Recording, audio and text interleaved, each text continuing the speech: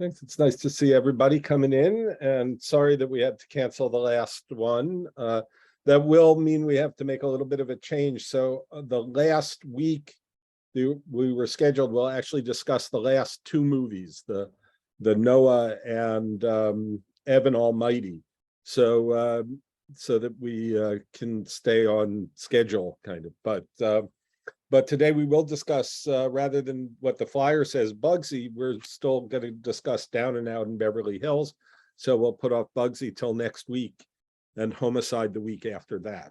So, so if you came here to hear Bugsy, come back next week.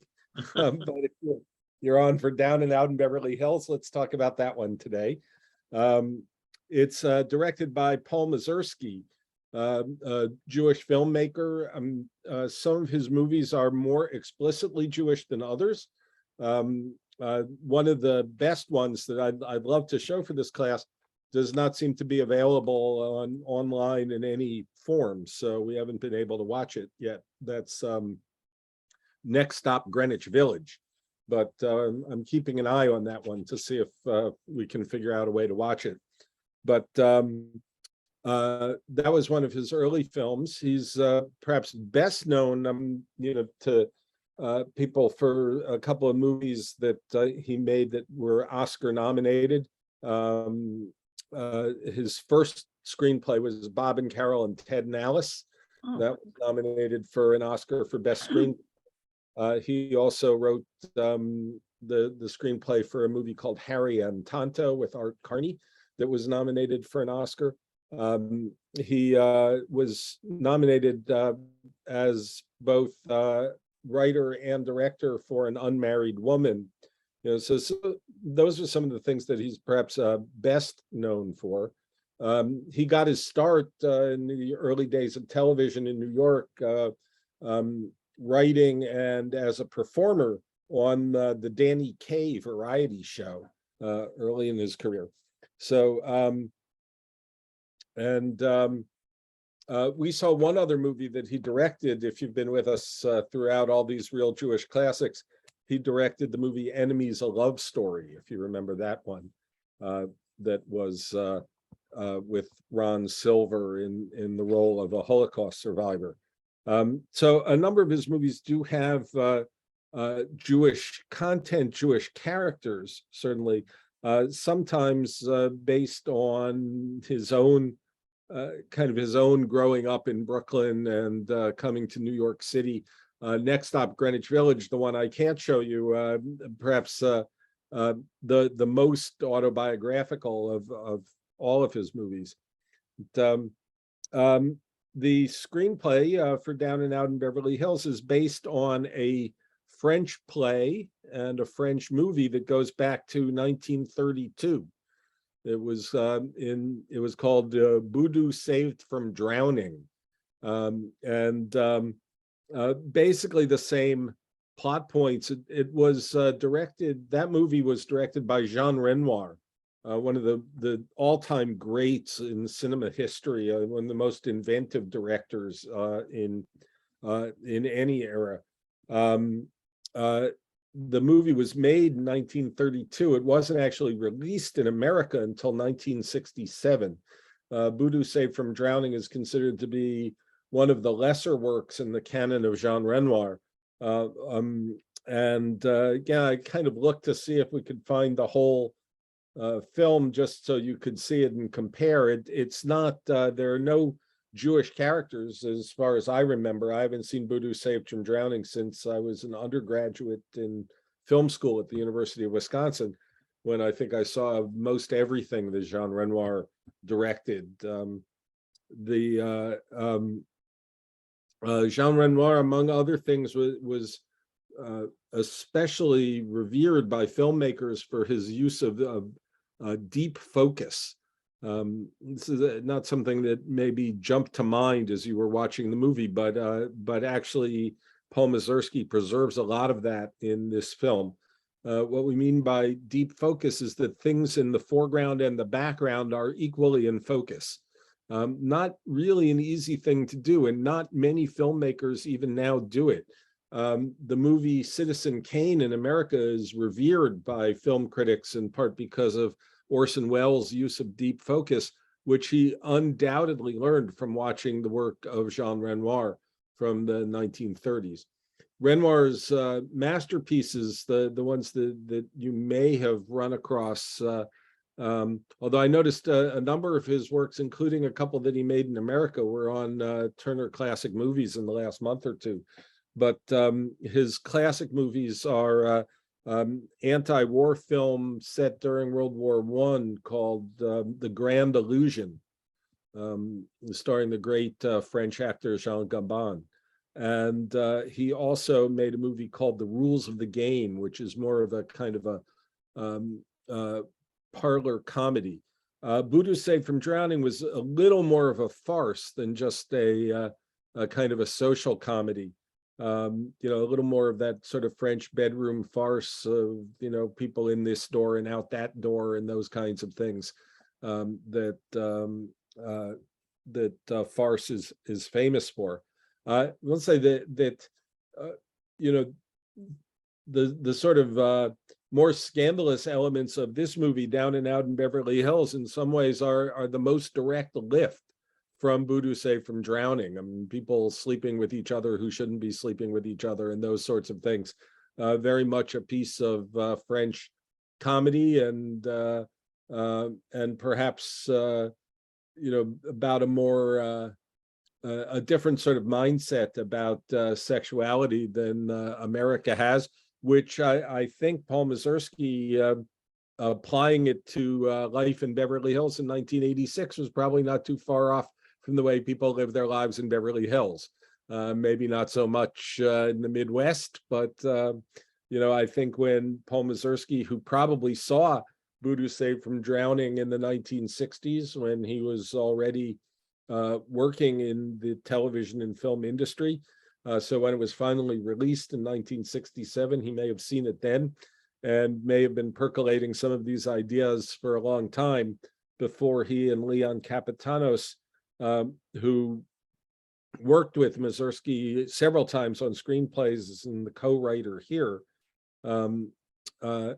probably saw it and said, you know what, that sort of lifestyle describes pretty well the lifestyle that we're seeing here in Southern California. So I think, though it's a little strange, this 1932 play made into a movie by Jean Renoir becoming a movie about people in Beverly Hills in 1986. I think that that probably on seeing the original film, Mazursky saw a kind of a connection, right, to be made. So this movie, by the way, the Disney company had been going downhill in the 1980s. It was the kind of the low point of their animation empire and all sorts of things. They appointed a new head of the Disney company, a guy named Michael Eisner, another Jewish man. And the first movie that Eisner greenlit for Disney was this movie. So this movie is actually a Walt Disney production. It's the first R-rated movie that Disney ever released. They did release it under another imprint, so you don't see the familiar Disney logo at the beginning. It was their subdivision Touchstone movies but it was the first release that Eisner, and of course Eisner built Disney back up into the juggernaut that it continues to be today. So this movie was successful in theaters. The stars, of course, we recognize as both being great movie stars and, of course, great Jewish actors and actresses. So Richard Dreyfuss and Bette Midler, both of whom were kind of a little down in their careers at this moment. Richard Dreyfuss actually had just gotten out of rehab when he made this movie. So Midler, who had started out, of course, with a bang in Hollywood with the movie The Rose, had a couple of movies that were not so commercial. So neither one of them was considered to be a bankable star at this moment. Mazursky, in some ways, by giving them these roles, brought them back, because this movie was successful in theaters and made a lot of money for Disney. And Dreyfuss went on to make movies after this. Was nominated for the Oscar once again for a movie like Mr. Holland's Opus, which comes after this. And of course, Bette Midler goes on to a number of other successful film roles, and particularly movies like Beaches and things like that that came after this. So in some ways, this movie resurrects both their careers a bit. So should also mention Nick Nolte, of course, who is the character saved from drowning, as Boodoo was in the original movie. Nick Nolte is not Jewish. Was born in Omaha, Nebraska, in 1941. In 1992, a few years after this movie, when he was the star of The Prince of Tides, which was, I believe, directed by Barbra Streisand, he was nominated for an Oscar for Best Actor for that. He was also People Magazine's Sexiest Man Alive in 1992. So he has two other Oscar nominations for a movie called Warrior from 2011, a movie called Affliction from 1997. He received an Emmy nomination for Rich Man, Poor Man, which was kind of his explosion onto the movie making scene. That was back in 1976. So again, 1986, that's before he becomes the sexiest man alive and gets his 3 Oscar nominations. So in a sense, Paul Mazursky takes 3 actors who are kind of on the outs in Hollywood, not really considered to be big box office draws, and makes a movie with the 3 of them that does very, very well. Bette Midler was born in Honolulu in 1945. I'm not sure how many Jews were living in Honolulu at the time. I know there is a Reform synagogue in Honolulu. I've known the rabbi there over the years. Never got to visit him, actually, while he was there. So she was born in a Jewish family there. I know she's most associated with New York, but that's not her hometown. She was nominated for an Oscar for The Rose in 1980. And then, as I said, didn't do quite so well the next few years. And then again, she was nominated for an Oscar for the movie For the Boys in 1992. She won an Emmy for a filmed concert performance that I think ran on HBO originally, called Diva Las Vegas. Won the Tony for not Tony, I'm sorry, won the Grammy for her debut album, The Divine Miss M, as the best new artist. She actually appeared on Broadway in Fiddler on the Roof in its original cast. She was among I think she was the original Seidel on Broadway back in 1966. So, and of course, well known for a number of other movies: Ruthless People, First Wives Club, Hocus Pocus, which has a sequel, which I think was just released recently, the movie Beaches, So and then a couple of other people worth mentioning in the cast, perhaps not so well-known folks. One very well-known, Little Richard, who plays the next-door neighbor, Orvis Goodnight. Little Richard has a sort of a strange relationship with the Jewish people over the years. He claimed on several occasions to actually be Jewish. He was born a Seventh-day Adventist, I think, which of course is a sect of Christianity that does celebrate the Sabbath on our Shabbat. so there are some sort of unusual connections between Judaism and Seventh-day Adventism, and but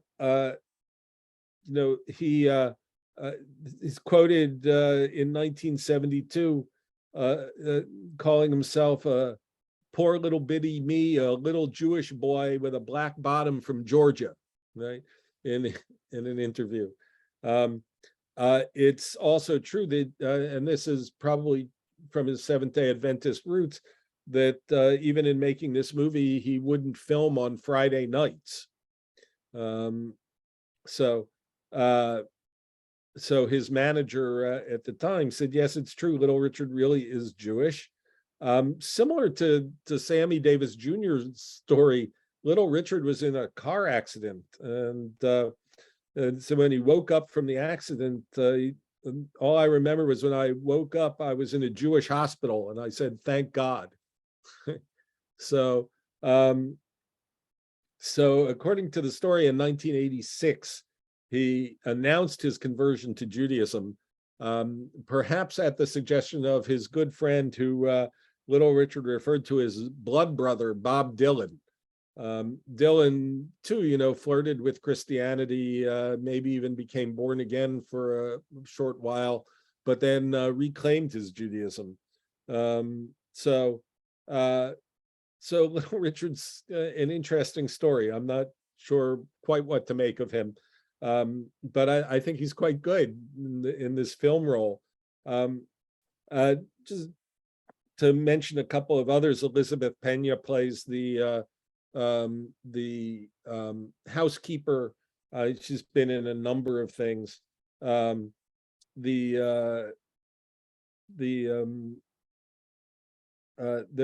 a couple of other folks who show up in smaller parts. The movie, the daughter is played by an actress named Tracy Nelson. She doesn't have a lot of credits. She debuted in Yours, Mine, and Ours when she was a little girl back in 1968. But it's just interesting to note that she is the daughter of Ricky Nelson, who was the son of Ozzie and Harriet. So she's, just a little bit of trivia for you. So the actress who plays Richard Dreyfuss's mother in this movie is named Geraldine Dreyfus, and she is indeed his mother. She doesn't have a lot of a part here, but just interesting that they went out and asked her to do that. Barry Levinson is the director of Bugsy, which we'll watch next week.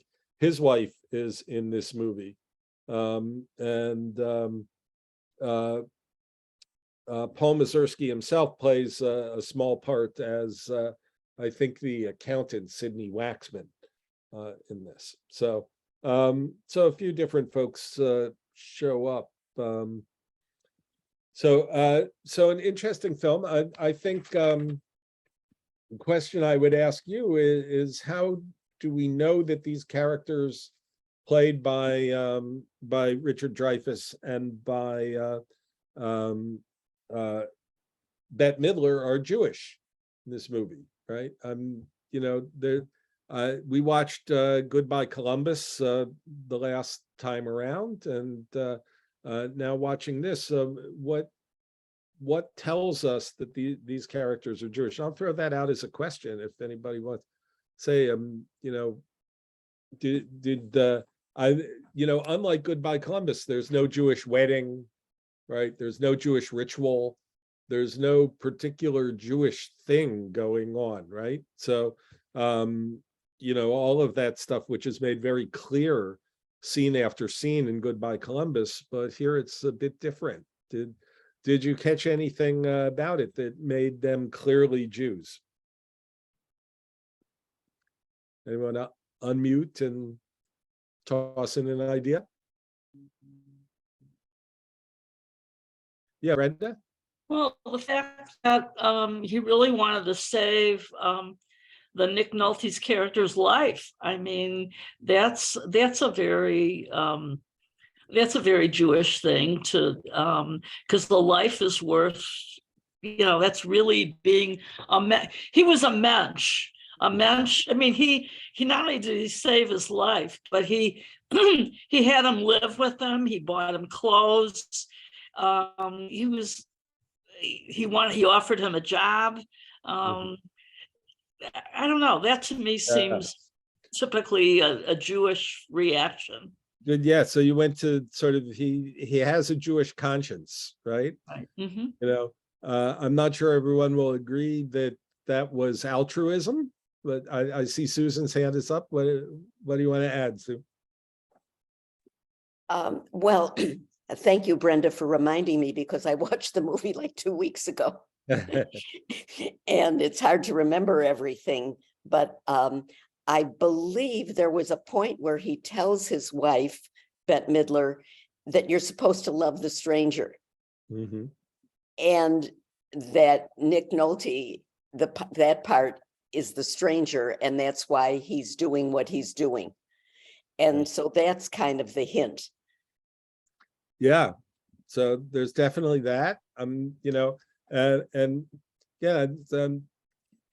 I think the character is not without flaws, right? I mean, he's not just out to save the world, or even this one person, which according to the Midrash, to save a single soul is to save a whole world, right? But he's certainly not perfect, but he's retained a, while he's assimilated in so many other ways, perhaps he's retained this one message, right, from his Jewish background. And this is part of, I think, what Mazursky adds to Buddha Saved from Drowning, because, that's not a text or subtext, I think, in the 1932 French version of this. But anything else come to mind?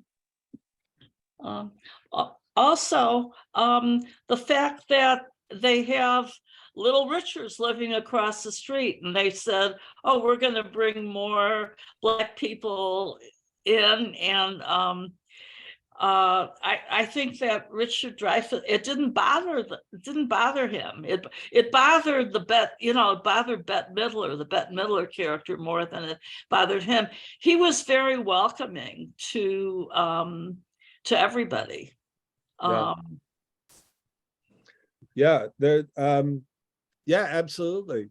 On a sort of maybe less direct, a different kind of note about the Jewishness of the characters. Did you notice a little bit of Yiddish here and there? Yeah, Alice, you have a hand up.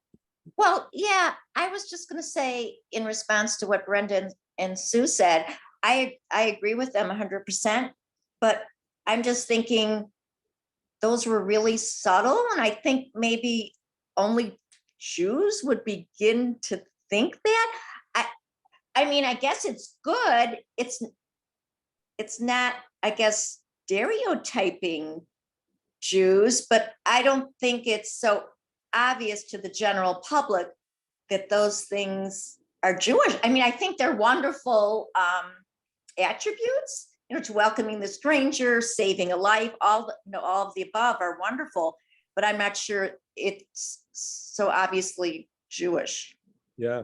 So I would suggest that maybe there is an evolution here, right? From Goodbye to Columbus to Down and Out in Beverly Hills. In Goodbye Columbus, as we said, and when we talked about it, if you can remember our conversation that day, we were at the very least conflicted about it, if not outright hostile to it. The way it portrayed Jews, sort of warts and all,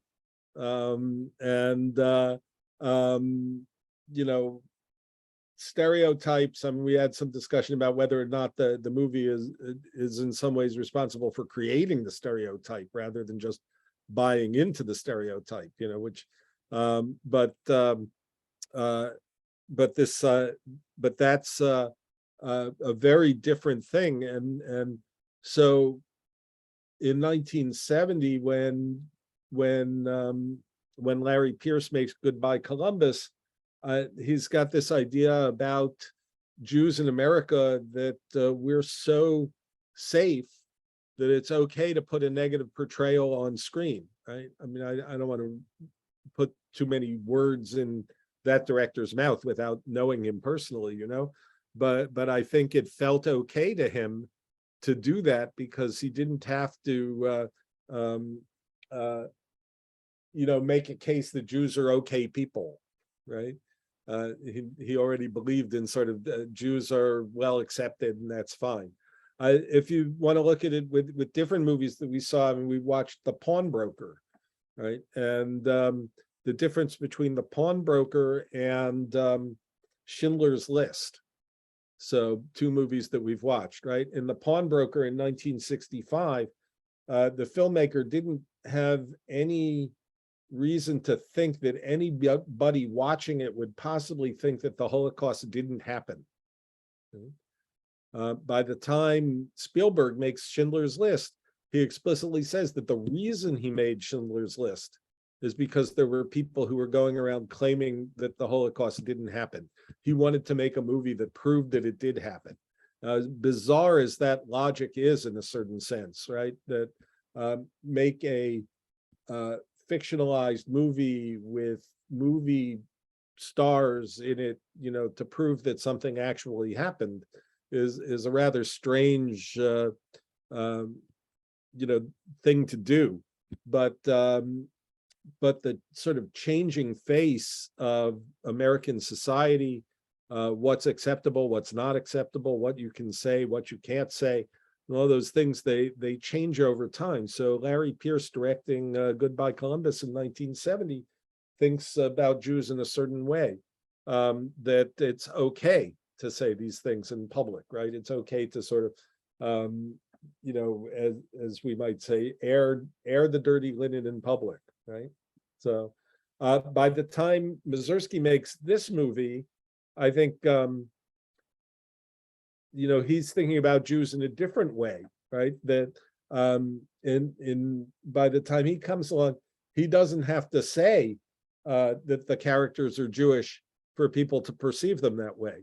Either they know Jews, you know, we as Jews recognize, you know, he keeps calling the dog Putz, right? That is not the dog's name, okay? But you know, so you either know the words or you don't. So it could go, yeah, you know, if it's playing in some small town somewhere, it can just go right over people's heads. They don't even recognize that the characters are Jews. Or, you know, it's, you know, words like that, you know where they come from, you know who says them, and you recognize the characters, right? So I'm a little surprised. No one wants to jump in and say that this character of Richard Dreyfuss is a little more duplicitous than he is, you know, beneficent. The sense that there's kind of a dark side to all this, isn't there? I'm not seeing any hands. No. Yeah, Sue, you want to say something? Well, money was very important to him. Yeah. Yeah. And it's like he would almost do anything for money. Mm-hmm. Yeah, so that takes us back to Goodbye Columbus, right? You know, and those characters. Yeah, I mean, he's not above, you know, being criticized, I'd say, right? This is not just about you know, a great Jewish soul to sets out to save this guy. It's you know, in some ways, isn't it the other way around? I mean, the act of saving Nick Nolte from drowning. First of all, I mean, he's more concerned that nobody drowns in his pool, right? Than he is really about, you know, Nick Nolte's character. But he's exhilarated by this idea of actually saving someone. It's you know, almost beyond his own ability to understand, perhaps, why it becomes such a thing for him to do that. And he also sees in sort of the, you know, he maybe projects it onto him, this kind of free-spirited nature of Nick Nolte that this spark in his own life that's missing, right? Which he's trying to get by having an affair with the Latin American housekeeper, right? So I mean, he's certainly not a gentleman. You know, he's not a hero in the conventional sense of the term hero. Right? He's a human being with a lot of flaws. So the movie begins with the music of Talking Heads, if you know the band, and the song called "Once in a Lifetime," which, among other things, keeps asking the question, "How did I get here?" Which is an interesting question to ask of the characters in the movie. I think it's a very the music throughout the movie is very deliberate, very deliberately chosen songs. A number of songs about Los Angeles from around that time period, give or take a couple of years. Randy Newman's song "I Love L.A." appears at one point. A couple of other things like that. The soundtrack, which is not pervasive in the movie. I mean, the songs that come from the radio seem to be more present than the soundtrack, but the soundtrack is actually by Andy Summers, who was the guitar player for a band called The Police. Sting was the lead singer and bass player, you know, the group. So, but so there's this kind of propulsive, energetic songs throughout, and soundtrack as well. So and the movie deals with a lot of interesting things. You know, I have to be honest that until I watched it again, I had forgotten that all the things about eating disorders, gender issues, those were not the things that jumped to mind when I thought about the movie in my memory of seeing it back in the 80s.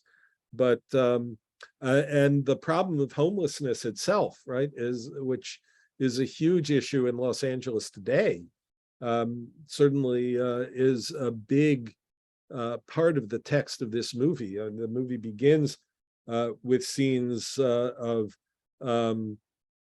you know, these juxtapositions. I mean, the first one that sort of is just a joke is you see it's a Christmas movie, right? It came out around December. It begins with the scenes. You see I believe it's Rodeo Drive in Beverly Hills, and the Christmas ornaments, Santa and his reindeer above Rodeo Drive in Beverly Hills, right? And so, you know, Irving Berlin wrote the song "White Christmas" because he was thinking of what it was like to be in a place where there was snow when he was living in Palm Beach at the time. So it's that's the verse that nobody sings, actually, is the verse about Palm Beach. But the idea that you know, this juxtaposition of sort of it always struck me as funny as a kid growing up in Miami, Florida, too. Christmas decorations with snowflakes and reindeer and stuff like that on Miami Beach look a little incongruous. So, but for him, there's this incongruity of the wealth of Beverly Hills and the homelessness that is literally walking through it. And so he brings that to mind right up front. Linda, I see you have your hand up. Yeah, I wanted to bring up about the last scene of the movie, which I found very interesting, that when Nick Nolte left, and then he was willing to eat the garbage, and they're all standing out there smirking at him, and he said, "Oh, well, I like it better in your house." Yeah.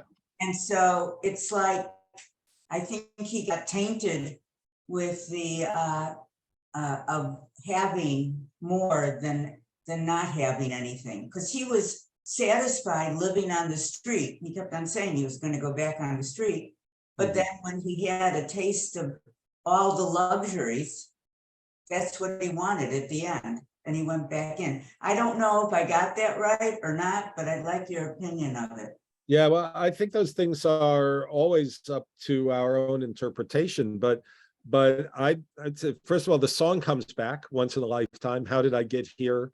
Is this my beautiful house?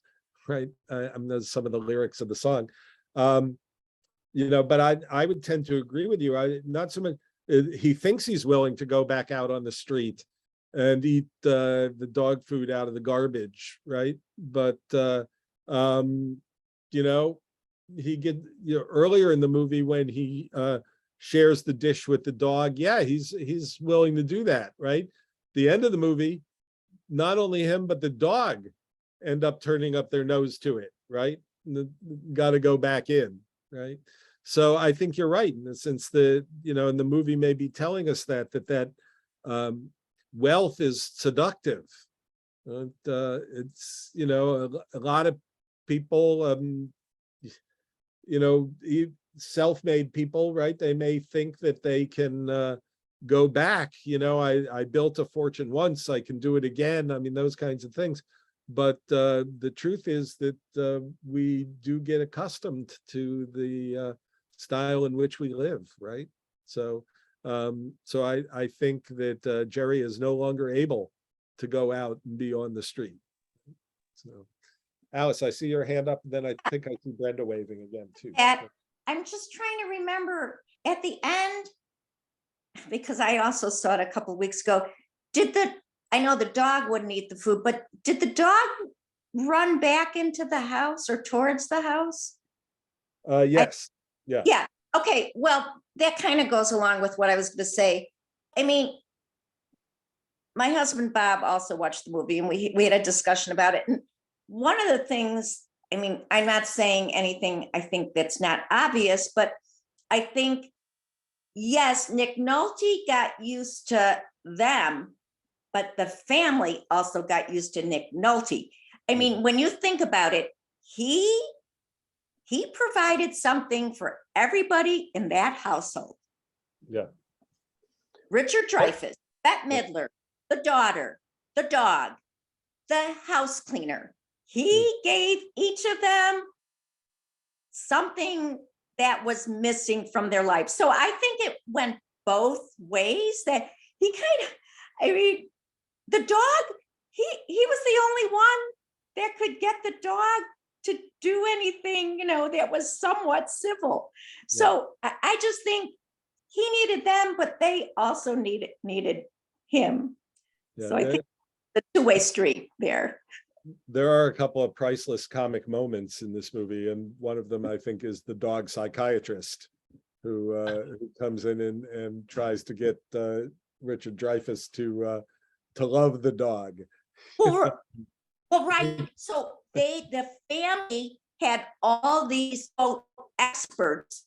I mean, Bette Midler had the yoga guy, they all had these experts trying to help them, but who helped them? Right. Nick Nolte.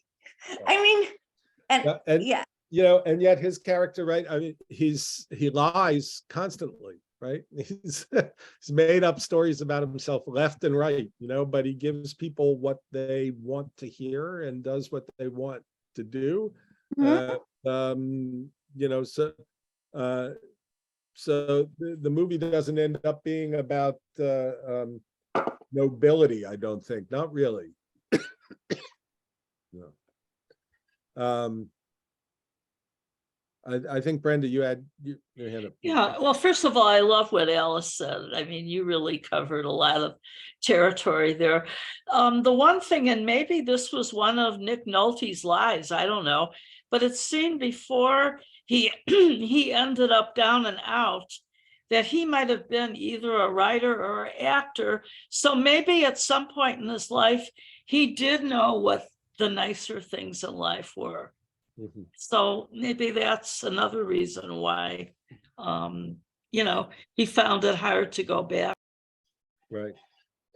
Yeah, I mean, we in the end of the movie, I don't know that we really know that much more about him than we knew when, Richard Dreyfuss first pulls him out of the water. He is on some level a blank slate that everybody else projects what they need to onto him, but because he just reflects back at them what they need, right? So You know, whether it's giving the Richard Dreyfuss character some freedom, you know, or you know, whatever else it is that he does for these others. I mean, encouraging the son to just talk to his parents. Good advice, you know. So some good advice, some not so good advice. It's a mixed bag of things, right? But I see, Brenda, you asked about Jean Renoir, if he's any relation to the artist Renoir, and I believe he is. I think he's the grandson of the great Impressionist painter. So I think that's right. You know, we got a comment from Sandy and David about the performances, which yeah, they're all very good, I think, in this movie. You know, high quality, and it's something that I would say Paul Mazursky is a director who seems to get good performances out of actors. You know, it's one of the first movies in which Robin Williams was really taken seriously was a Paul Mazursky movie, Moscow on the Hudson, which really gives you know, a comic but serious role, I think, for Robin Williams, which changed the arc of his career as well. So it's something that he does very well. I want to get back to that technique that I talked about with Renoir, the deep focus. And if you have the chance, and now you might want to, oh, by the way, I don't know if it's a joke, but right, so Jean Renoir made the movie, the dog's name is Matisse. So I don't know. I think that's just you know, a cute little joke, but and probably a good parody of the kind of names, you know, the sort of pretentious names that people might give to dogs. So so I think that's very funny. The deep focus technique, which shows up several places in this movie, and as I said, I think is borrowed from Renoir, perhaps an homage to the original Renoir movie, but it really works in a number of scenes in very lovely compositions and interesting ways. And the most evocative is perhaps the morning after the big party, right? So near the end of the movie, where you see this long shot that goes all the way back to the swimming pool, and every member of the family is sort of laid out, you know, from the distance into the foreground until you get to Jerry and Matisse at close to the camera. Sort of perhaps a suggestion that at the beginning of the movie, all of these characters are a little out of focus in some ways, and by the end of the movie, they're all brought into focus, right? They're all they've all grown in some way. They've all solved a particular problem. I mean, you know, this is it makes it look a little too easy, perhaps, to solve problems like the inability of generations to communicate with each other, and the how you solve an eating disorder, and various kinds of things. These things are not simple by any means, but the movie seems to, you know, this is the nature of comedy and farce, right? That by you know, the difference between comedy and tragedy is the way it ends, right? So this movie ends as a comedy ends, right? People's problems are kind of solved, so kind of, I'd say, right? But a little bit. So but that deep focus is actually lovely. Another place where it works very well is actually at the party itself, where you can see from Little Richard at the piano singing a song actually that was composed for the movie. He co-wrote it with the musician Billy Preston, who sometimes is thought of as some people talk about him as being a fifth Beatle. He plays keyboards on a number of Beatles records. had some big hit records of his own in the 70s. But he wrote this song called It's a Matter of Time, with Little Richard, and that's what Little Richard's playing in the party scene. And you see Little Richard playing piano in the foreground. You can see all the way back to the Chinese delegation coming in by the entryway and the staircase. So all of that in focus, and that's a lovely piece of technique, and it allows for this kind of very much farcical scene with which ends up with everybody in the pool, right? You know, so a real sort of French farce kind of scene that gets transplanted here. And of course, there is a kind of a resonance to you know, the whole plot really comes into focus when Richard Dreyfuss saves Jerry from drowning in his pool, and the action kind of ends with everybody in the pool, right? So if you want to make some kind of an allusion to a mikvah or to a baptism, I think you probably can, right? You know, make some connections there if you like. So so I think there's a lot of interesting texts, and as I said, I think one of the fascinating things to me and is this idea of Jewish characters that don't go around telling everybody that they're Jewish all the time, right? Which is a relatively new thing in the movies of the 1980s, right? You could point to another director. Actually, we'll see his work next week in Bugsy, Barry Levinson, who made his first couple of movies, Diner and Avalon, right, are Jewish characters who, Diner comes to mind in particular. I mean, you can watch the whole movie, not realize these characters are Jewish, except for me when I was watching it, I said, these guys seem really familiar, like I know these guys. I really loved that movie because it seemed like a movie about people that I hung around with. And then at the end, when we get to the wedding scene, they're wearing kippot. And until that moment, there's nothing explicitly Jewish, at least to my recollection, that any of those characters say or do. They just, to me, seem like Jews, right? And then at the end of the movie, it turns out they are. And that's a kind of an interesting sort of 1980s thing that you see, and Mazursky is certainly a part of it, and Barry Levinson probably brings it to the highest level. You know, another of his movies, Avalon, of course, is about a large immigrant family.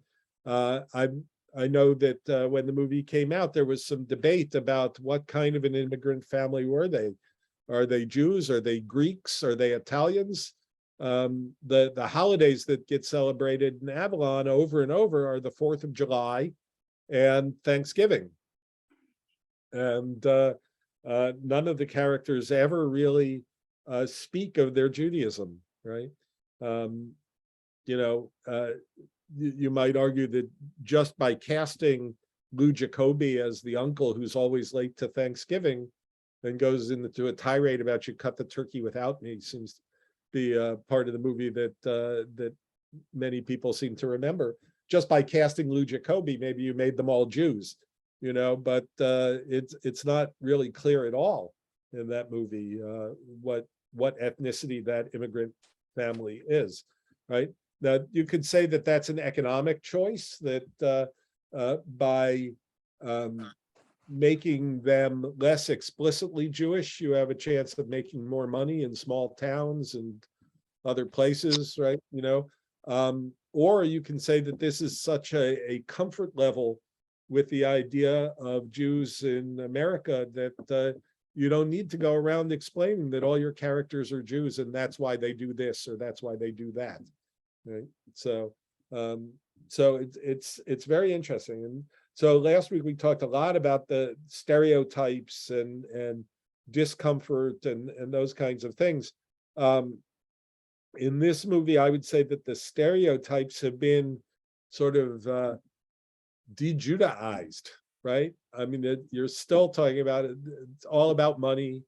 You know, it's all of the same things that were in Goodbye Columbus are there, but they're not named.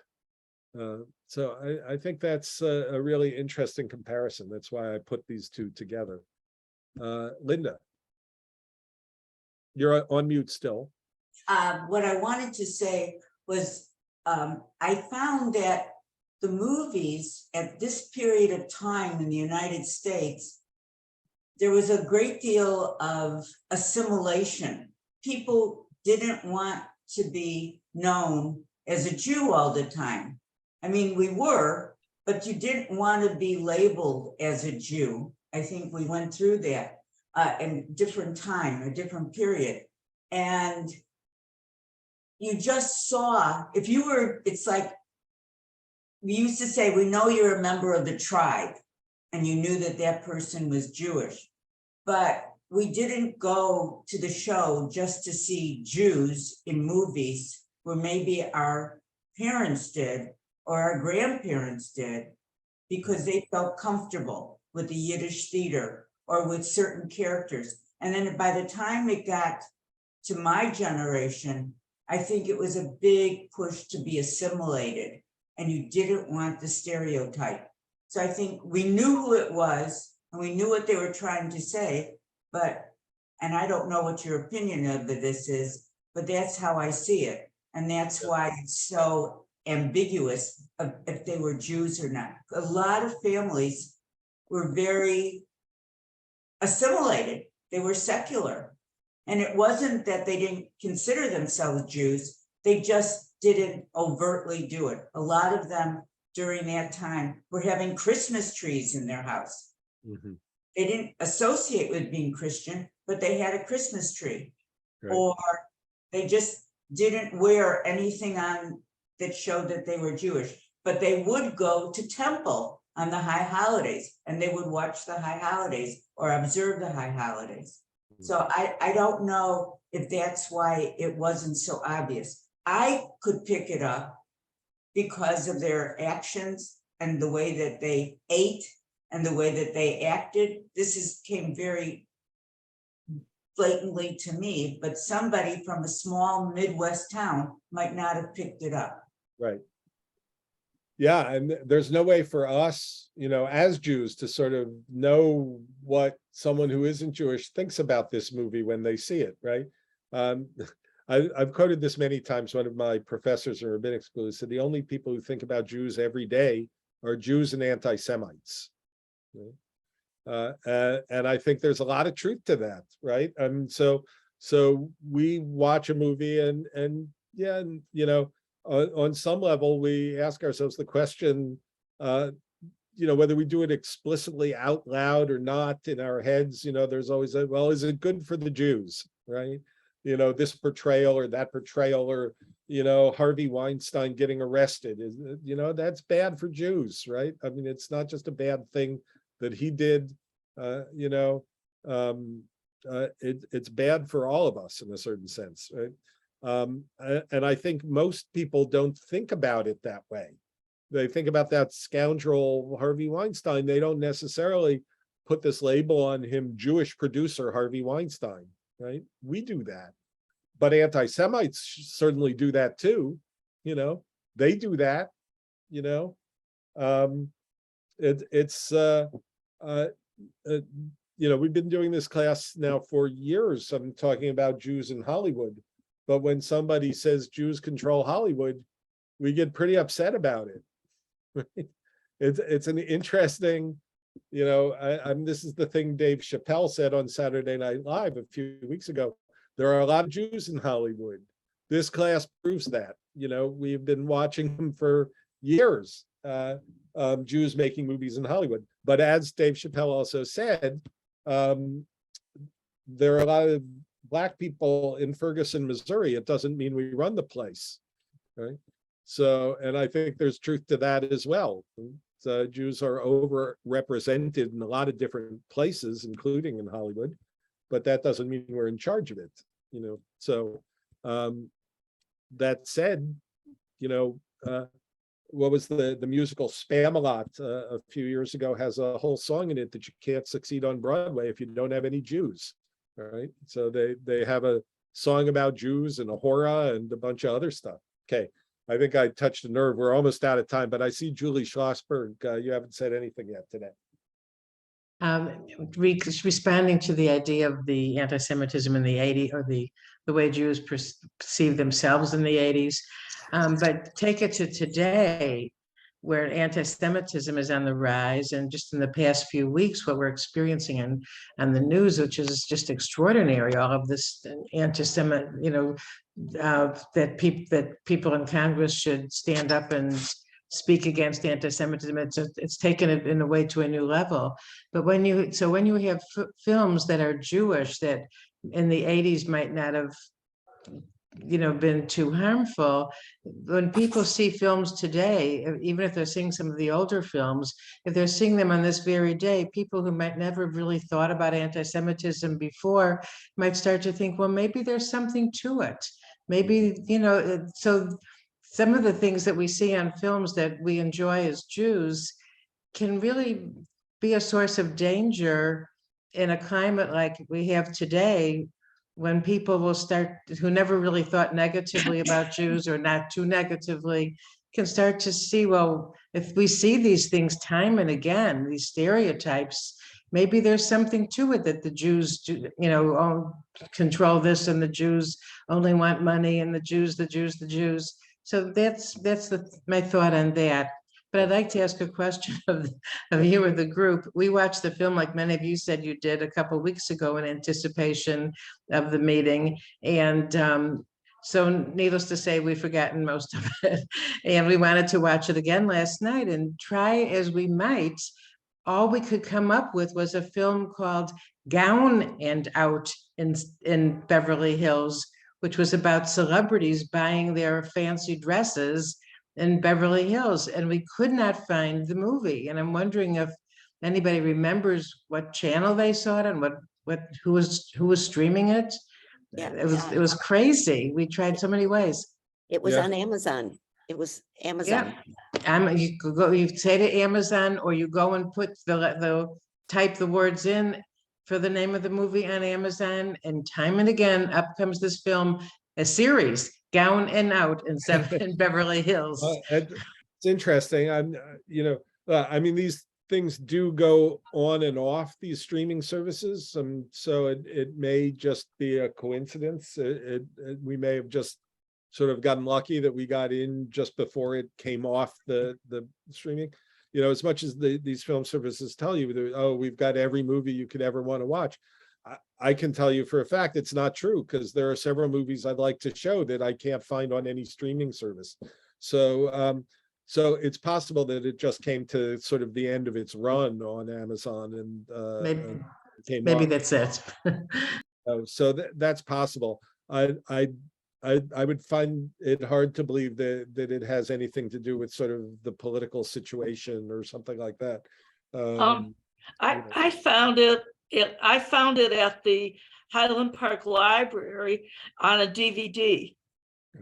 So I yeah, don't know if you still have DVD players, there's definitely ways to get these films, including the ones that I can't find in other ways. Some of them I have the DVDs of, but many of them are at libraries and things like that as well. So you can probably track it down if you do want to watch it again. I do recommend watching it this time with an eye towards that deep focus technique, which is beautifully done in the movie. It's, you don't necessarily think of this movie as sort of the artistry of the director, but as an homage to the work of Jean Renoir, which I can also recommend to you very highly if you're interested in old French movies.